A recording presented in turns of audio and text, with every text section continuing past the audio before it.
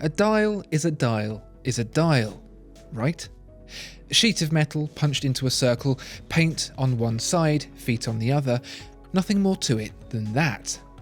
Ordinarily, that would be right, but every now and then, a watchmaker goes and does something a little bit more unusual.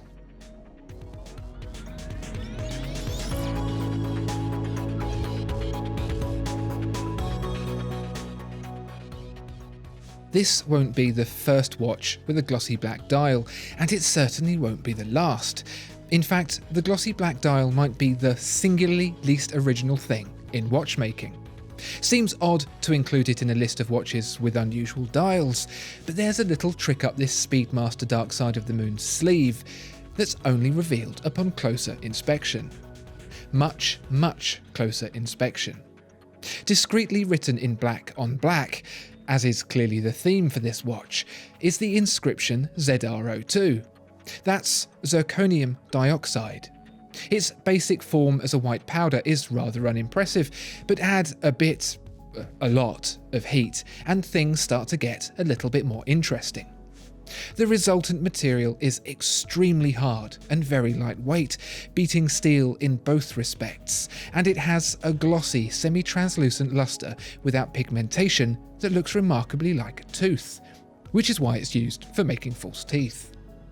Get your chemistry a bit wrong, however, and you'll end up with something else altogether, the cubic zirconia, whose greatest known property is the ability to end relationships. But it's not all gleaming chompers and sparkling fingers.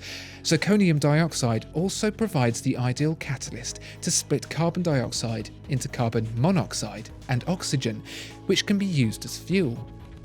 Given that the atmosphere of Mars is some 95% carbon dioxide, that means a vehicle could use zirconium dioxide to make its own fuel there.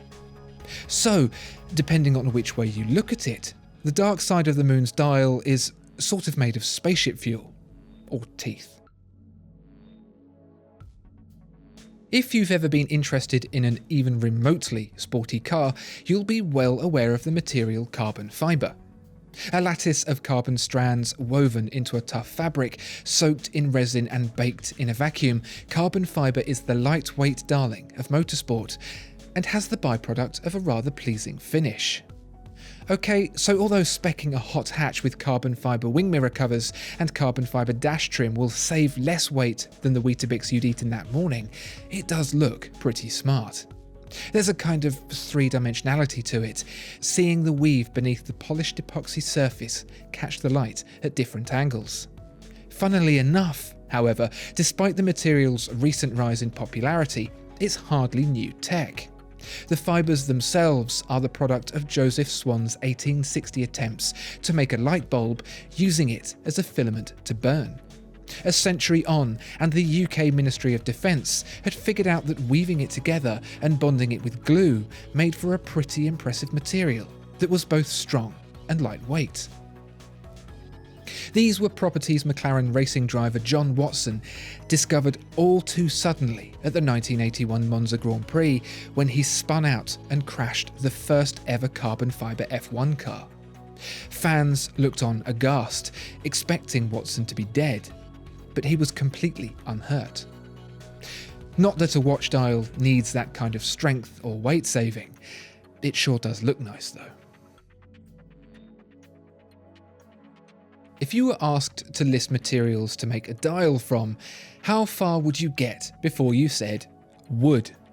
You'd likely run out of suggestions before you even got close. But turn-of-the-century Rolex didn't seem to be gauging its designs by how likely someone was to guess them, and so we ended up with a Rolex with a plank for a dial. To be more specific, it's walnut, decorated with the natural twist of the knotted burls that wood is so coveted for, in things usually made out of the stuff, like chairs and tables. And, would you believe it, Rolex didn't sell very many of them. And would you also believe that Rolex wasn't even the only manufacturer that chose wood to decorate its watches with? Hamilton also went au naturel, with equally dire sales results. It's no coincidence that these watches are from an era when it was popular to have slices of tree bolted to the sides of your car, It just seems like the trend didn't quite make it as far as the wrist. I mean, maybe it just wasn't the right time for it. Maybe in a world more focused on ecological upkeep, a wooden dial might one day become desirable. Until that day, however, if you do want a watch that looks like it's got an armoire hiding inside it, you can at least still have this. If only it had sticks for hands. Watchmakers have and always will try all sorts of ingenious and questionable things with their dials to make their watches stand out from the crowd. These have been just a small handful, and there are plenty more out there. What's your favourite unusual dial material? What material would you like to see used? Let us know in the comments below. Discover more exceptional watches at watchfinder.co.uk. If you enjoyed this video, please like and subscribe. If there are any other watches you'd like to see reviewed, please let us know in the comments below.